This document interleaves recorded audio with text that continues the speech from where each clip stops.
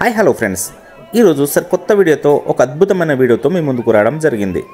ఈరోజు అల్లూరి సీతారామరాజు జిల్లా ఉక్కుంపేట మండల పరిసరాల ప్రాంతంలో కువి గిరిజన గ్రామంలో ఉన్నాం. మా కువి గిరిజనులు విత్తనాల పండుగ ఏ విధంగా జరుపుకుంటారో ఈ వీడియో రూపంలో చూపించడం జరుగుతుంది.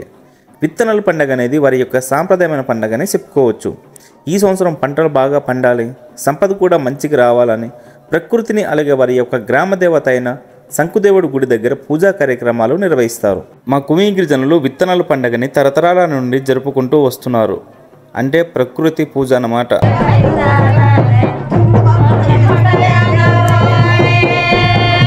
మా గిరిజన గ్రామంలో నాయుడు అని పిలువబడే వాళ్ళని ఊర్లో వాళ్ళే ఎన్నుకొని ఉంటారు. ఊరు పెద్ద అన్నమాట. మా కువి గిరిజనులు హావుతా అని అంటారు.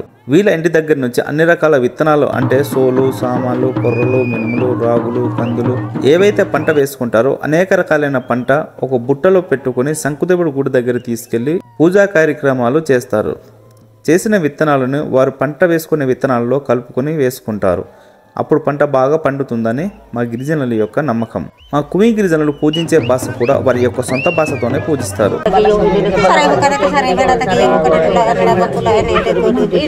మా గిరిజనుల ఊర్లలో ఏ పండగ కార్యక్రమాలు జరిగినా వీళ్ళ చేతుల మీదగానే జరుగుతుంది. తోర్ంబ, హావుత, దీసెర, పెజ్జని ఒక్కొక్కరికి ఒక్కొక్క రకమైన బాధ్యతలు ఉంటాయి. వీళ్ళను ఊర్లో వాళ్ళే ఎన్నుకొని ఉంటారు.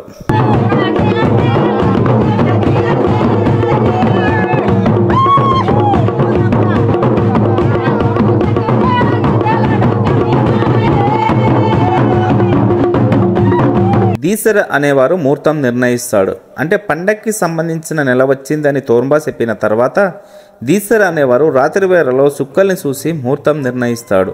పండక్కి సంబంధించిన ముహూర్తం ఎప్పుడైతే వస్తుందో అప్పుడు పండగ జరుపుకోవాలని తోర్ంబాకి చెప్తాడు. పెజ్జని అంటే గురుమై బుడ్లు అంటారు. అంటే పూజా కార్యక్రమాలు నిర్వహిస్తారు. హావత అంటే ఊరు పెద్ద, ఊర్లో సలహాదారుడు కూడా. ఊర్లో పండగ ఎలా చేయాలి, అసలు పండగకి సంబంధించిన ఏమి కావాలనేది సలహా ఇస్తుంటాడు.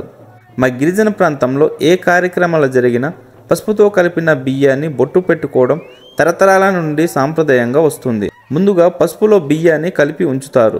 అడ్డాకులో ఆముదం నూనె పోసి అగ్గినిప్పు పెట్టి హారతిలా పెట్టిన తర్వాత పసుపుతో కలిపిన బియ్యాన్ని బొట్టు పెట్టే ముందు పసుపు నీళ్లను కుడికాలకు వేసి ఆ తర్వాత పసుపుతో కలిపిన బియ్యాన్ని ఒకరికొకరు బొట్టు పెట్టుకుంటారు.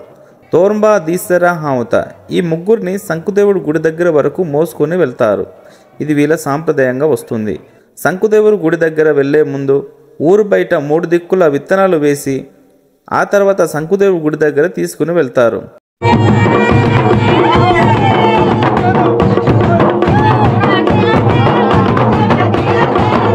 గుడి దగ్గర రాత్రంతా ఆటపాటలు, దింసా కార్యక్రమాలు నిర్వహిస్తారు. అలాగే పడుకునే వాళ్ళు గుడి దగ్గరే పడుకోవాలి. ఉదయం లేచి ఎవరింటికి వాళ్ళు వెళ్ళి స్నానాలు చేసి గుడి దగ్గర వచ్చిన తర్వాత పూజా కార్యక్రమాలు నిర్వహిస్తారు.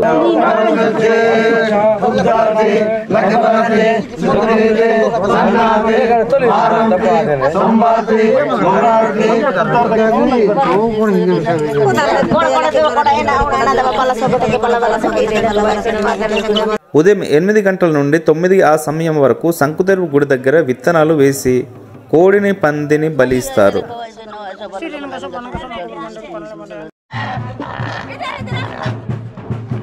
గుడి దగ్గర వంట చేసుకొని అందరూ కలిసిమెలిసి తింటారు.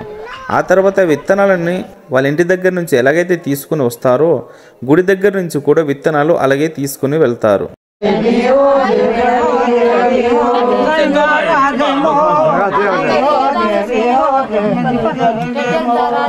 ఆ విత్తనాలని వీళ్ళు విత్తనాలు వేసుకునే పంట విత్తనాలలో కలుపుకొని వేసుకుంటారు. అప్పుడు పంట బాగా పండుతుందని మా గిరిజనుల యొక్క నమ్మకం.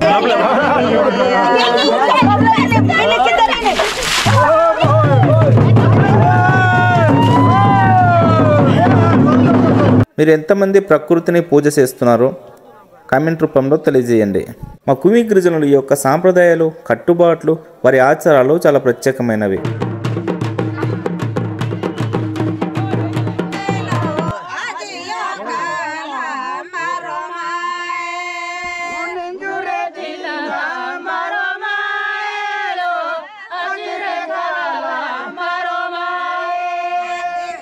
మా గిరిజన మహిళలు ప్రత్యేకమైన అలంకరణతో ఉంటారు. వారి సొంత భాష, సొంత సంగీతం, కథలు, చిత్రాలతో ప్రత్యేకమైన సాంస్కృతి సాంప్రదాయాలను కలిగి ఉంటారు. మా కుమి గిరిజనులు ఏ పండుగ జరుపుకోవాలన్నా క్యాలెండర్లో ఉన్న ముహూర్తం ప్రకారంగా జరుపుకుంటారు. కానీ క్యాలెండర్లో కానీ ఇతర పుస్తకాల్లో కానీ ముహూర్తం చూడరు. ఊర్లో దీసర అనేవారు ఒకరు ఉంటారు. దీసర అనేవారు రాత్రివారిలో చుక్కలను చూసి ముహూర్తం నిర్ణయిస్తాడు. ఏ రోజైతే పండగకి సంబంధించిన ముహూర్తం వస్తుందో ఆ రోజు పండగ జరుపుకుంటారు. వారి యొక్క పూజలు, నాట్యం చాలా ప్రత్యేకమైనవి. ఊర్లో పెద్ద మనిషి చెప్పే మాట ప్రతి ఒక్కరూ అనుసరిస్తారు. పండగ జరిగే రోజు ఎవరు ఊరు బయట వెళ్ళకూడదు, అలాగే పనులు కూడా చేయకూడదు. అందరూ కలిసిమెలిసి పండగ జరుపుకుంటారు. మా కుమి గిరిజనులు సిటీకి దూరంగా ఉంటారు. అరకులోయ గిరిజన గ్రామాలు పచ్చని అడవులు, ఎత్తైన కొండల్లో ఉంటాయి. వారి ఇల్లులు మట్టి గోడలతో, గడ్డి మరియు పెంకులతో పైకప్పులు నిర్మించుకొని ఉంటారు. మట్టి గోడలతో ఇల్లులు చాలా అందంగా కనిపిస్తాయి. ఈ వీడియో నచ్చిందా? ఈ వీడియోపై మీ అభిప్రాయాన్ని కామెంట్ రూపంలో తెలియజేయండి.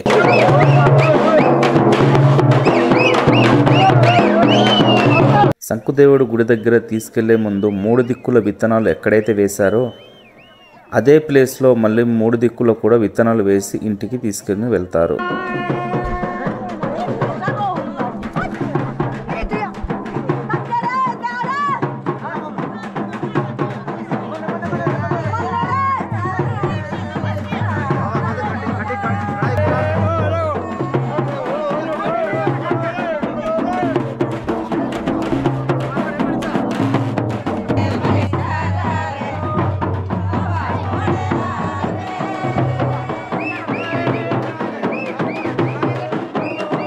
శంకుదేవుడు గుడికి వెళ్ళేటప్పుడు కానీ వచ్చేటప్పుడు కానీ ఎవరింటి ముందు నుండి అయితే వెళ్తున్నారో వాళ్ళ ఇంట్లో వాళ్ళు అడ్డాకులో ఆముదం నూనె పూసి అగ్గినిప్పు పెట్టి హారతులు పెట్టిన తర్వాత పసుపుతో కలిపిన బియ్యాన్ని బొట్టు పెడతారు. వీడియోని ఇంతవరకు చూసారంటే మీకు ఎంతో కొంత నచ్చింది అనుకుంటున్నాను. నచ్చకపోయినా కానీ కామెంట్ రూపంలో తెలియజేస్తారని చిన్న మనవి.